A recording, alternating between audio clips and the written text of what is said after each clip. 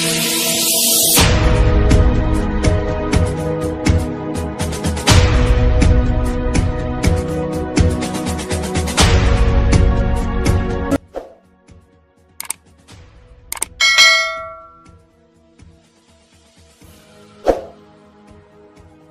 warahmatullahi wabarakatuh.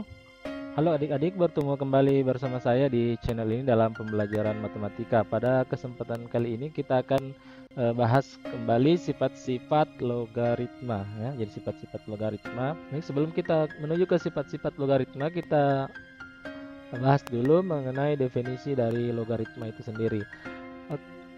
Pada video yang sebelumnya kita sudah bahas mengenai bilangan berpangkat atau eksponen ya. Jadi kalau ada bilangan berpangkat A pangkat X itu sama dengan B. Nah, bentuk ini bisa dirubah menjadi bentuk logaritma. Nah, ini cara membacanya itu adalah logaritma B basis A itu sama dengan X ya. Namun untuk memudahkan kita sepakat saja kita baca saja ini A log B sama dengan X ya. Nah, kemudian A ini apa? A itu adalah bilangan pokok ya. Kemudian B itu adalah numerus, X itu adalah hasil dari logaritma. Nah, jadi syaratnya itu A, B dan A dan B-nya itu harus positif ya. Kemudian A-nya itu tidak boleh sama dengan 1 ya.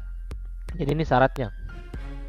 Nah, kenapa harus pakai syarat ini? Karena kalau ini tidak terpenuhi maka ini tidak bisa dibentuk menjadi logaritma ya. Nah, kemudian saya kasih contoh ya, misalnya 2 pangkat X sama dengan 8. Nah, ini bentuk eksponen ya, bentuk eksponen. Ini kalau saya rubah menjadi bentuk logaritma, nah ini berarti bisa menjadi 2 log 8 sama dengan X ya. Jadi X ini yang mau kita cari X. Nah, jadi 2 pangkat berapa yang hasilnya 8 ya. Kalau dalam eksponen ya, ini kan sudah jelas. Kita ubah dulu bentuk basisnya menjadi 2 pangkat 3. Jadi 8 itu 2 pangkat 3. Kemudian 2-nya bisa kita coret, X-nya dapat 3 ya. Nah, kalau bentuk logaritma, nah, kira-kira supaya X-nya dapat 3 kita harus apakan? Nah, itulah kita akan pelajari sebentar sifat-sifatnya sehingga bentuk ini bisa kita ubah, kita dapatkan nilai X sama dengan 3 ya. Nah, atau misalnya contoh lain 9 itu sama dengan 3 pangkat 2 ya. Jadi ini bisa saya ubah menjadi bentuk logaritma 3 log 9 ya. 3 log 9 itu sama dengan 2 ya. Jadi 3 itu basisnya, jadi 9 itu numerus, 2 itu hasil logaritma. Nah, dalam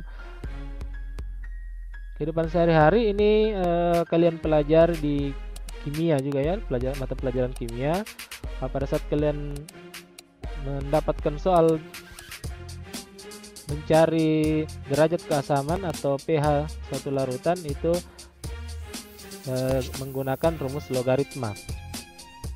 Nah, namun sebelum kita melangkah lebih jauh, kita bahas terlebih dahulu sifat-sifat logaritma ya. Jadi di sini ada 11 sifat logaritma. Jadi 11 sifat inilah yang akan kita gunakan dalam mengerjakan soal-soal logaritma. Baik, kita akan bahas satu persatu. Sifat yang pertama, A log B ditambah A log C sama dengan A log B kali C. Jadi kalau ada penjumlahan logaritma basisnya sama, ini numerusnya bisa langsung dikalikan. Nah, contohnya misalnya 2 log 3 ditambah 2 log 5. Nah, ini karena basisnya sama. Nah, ini numerusnya bisa langsung saya kalikan ya. Berarti 2 log 3 dikali 5 ya. 3 kali 5 berarti 2 log 3 kali 5 sama dengan 15. Jadi hasil dari 2 log 3 ditambah 2 log 5 itu adalah 2 log 15. Contoh lain misalnya 5 log 4 ditambah 5 log 8. Berarti karena ini basisnya sudah sama, berarti ini bisa menjadi 5 log 4 kali 8 ya. 5 log 4 kali 8 itu sama dengan 32.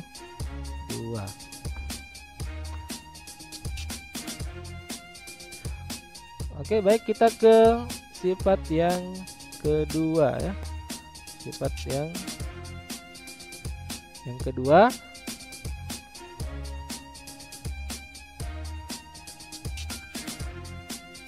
A log B dikurang A log C sama dengan A log B per C. Jadi kalau dia pengurangan basisnya sama, itu numerusnya bisa langsung dibagi ya. Contohnya misalnya 3 log 8 ditambah, maaf, dikurang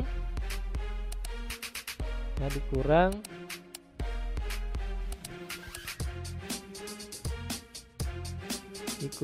3 log 4 misalnya ya. Misalnya ini sama dengan 3 log 8 per 4 sama dengan 3 log 8 bagi 4, 2. Jadi 3 log 8 dikurang 3 log 4 itu hasilnya 3 log 2. Contoh lain misalnya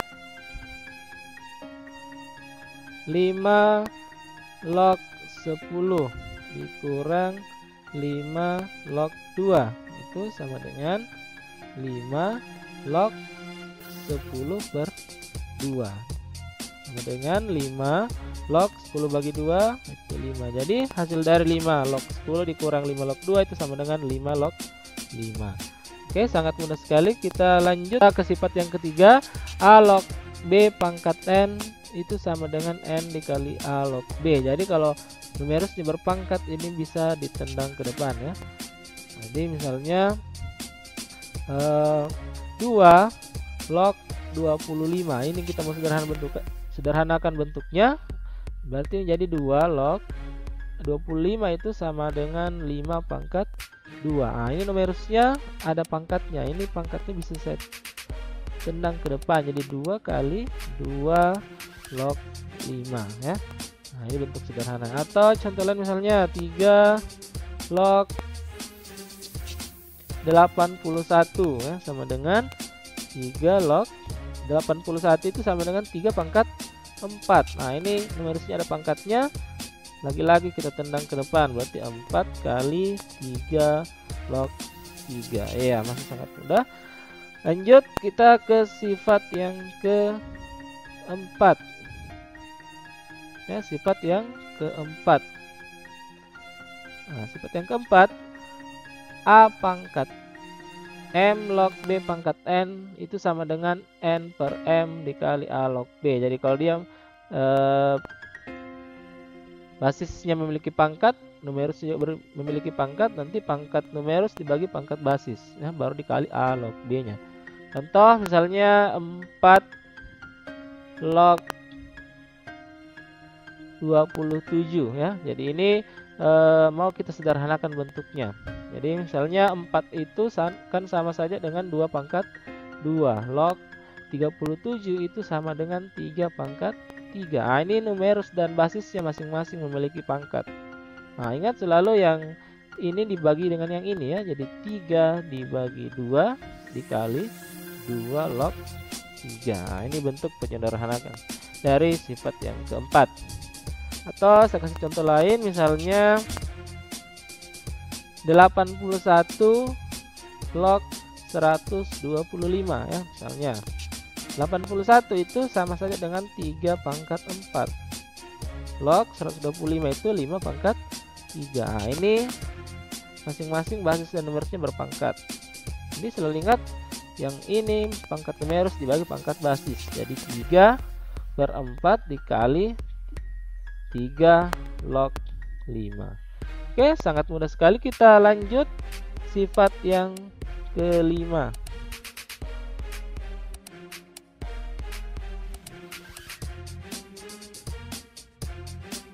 Oke, sifat yang kelima, A log A sama dengan 1. Jadi kalau bilangan basis dan numerusnya sama, itu hasilnya 1 ya. Kenapa? Karena ingat tadi sifat eksponen, kalau A dipangkatkan 1 itu sama dengan A itu sendiri ya. Jadi A pangkat 1 itu sama dengan A. Nah, ini berasal dari sini ya. Jadi kalau numerus dengan basisnya sama nilainya, itu hasilnya sama dengan 1. Misalnya 7 log 7 ya, itu sama dengan 1. 8 log 8 itu sama dengan 1 juga. Atau 100 log 100 itu sama dengan 1 juga. Jadi berapapun angkanya itu, kalau dia sama numerus dengan basisnya, hasilnya selalu 1 ya, asalkan dia memenuhi syarat-syarat basis dan numerus tadi di awal. Oke, baik, kita lanjut ke sifat yang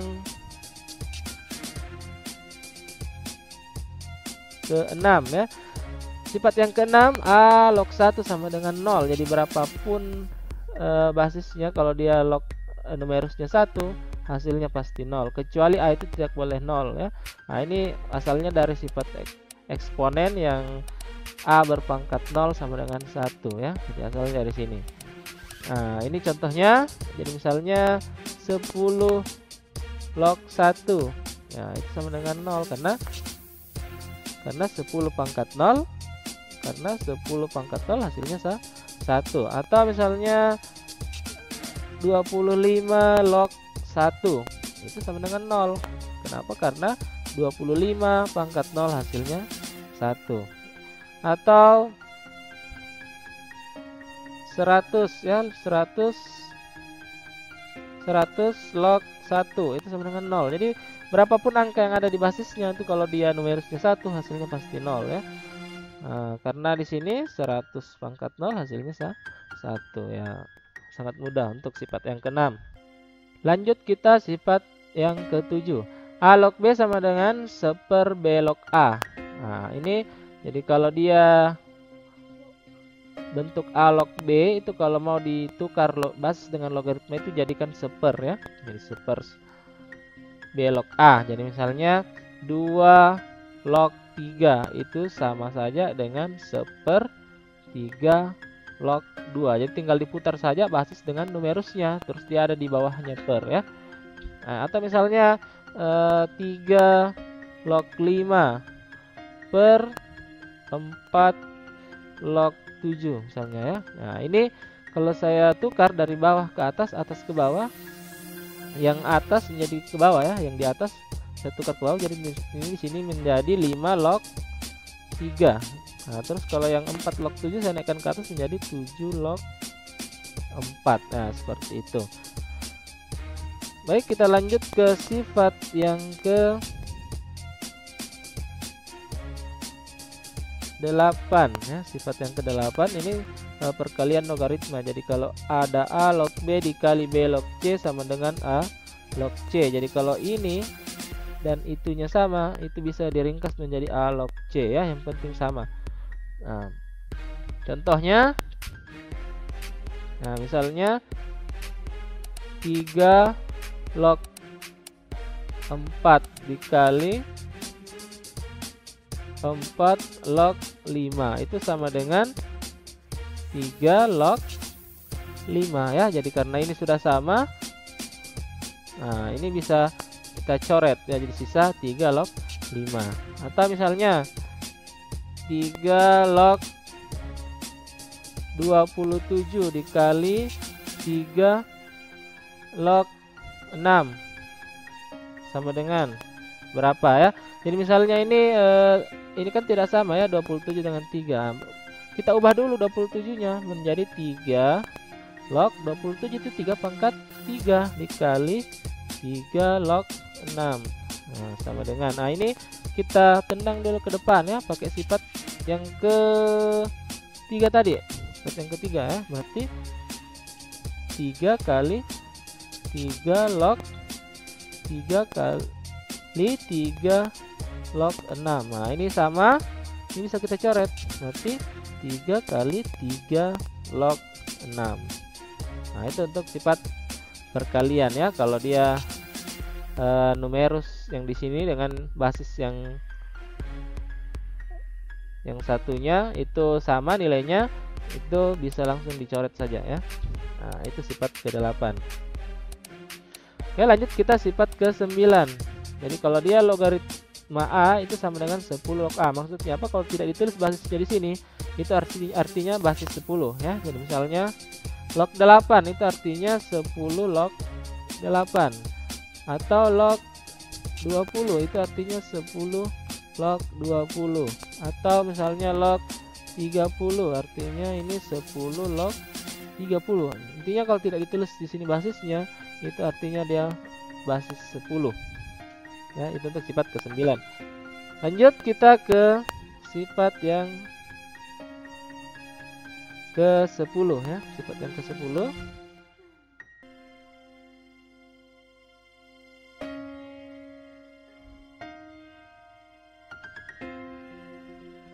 Sifat 10 A berpangkat A log X. Nah, itu sama dengan X ya.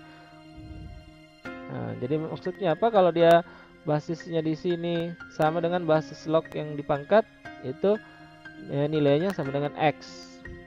Ya, jadi kalau misalnya 5 berpangkat 5 log 3. Nah, ini kalau ini dan ininya sama, coret saja, berarti ini sama dengan 3 ya. Atau misalnya 3 berpangkat 3 log 8. Nah, ini coret saja, berarti sisa 8 hasilnya ya. Seperti itu. Misalnya 5 berpangkat 25 log 3 misalnya ya. Nah, ini kita ubah dulu 25-nya menjadi 5 pangkat 2 ya, log 3. Nah, sama dengan 5. Nah, ingat ini pangkatnya 1, di sini pangkat 2, berarti 1/2 ya, 1/2 kali 5 log 3 sama dengan 5 pangkat. Ini 1/2 yang di sini menggunakan sifat yang ketiga ya, sifat yang ketiga itu bisa kita kembalikan ketiganya ya. Jadi ini 5 pangkat 5 log 3 pangkat 1/2. Nah, karena ini sudah sama ya, basis yang dibawa dengan yang di pangkat sudah sama, bisa dicoret, berarti ini sama dengan 3 pangkat 1/2. 3 pangkat 1/2 sama dengan akar 3 ya. Oke, itu sifat yang ke-10. Lanjut kita ke sifat yang ke-11. Nah, ini logaritma natural namanya, atau dibaca len ya. Len A itu sama dengan E log A. E itu bilangan Euler ya, Euler ya. Nah, ini nilainya 2, sekian ya. Nah,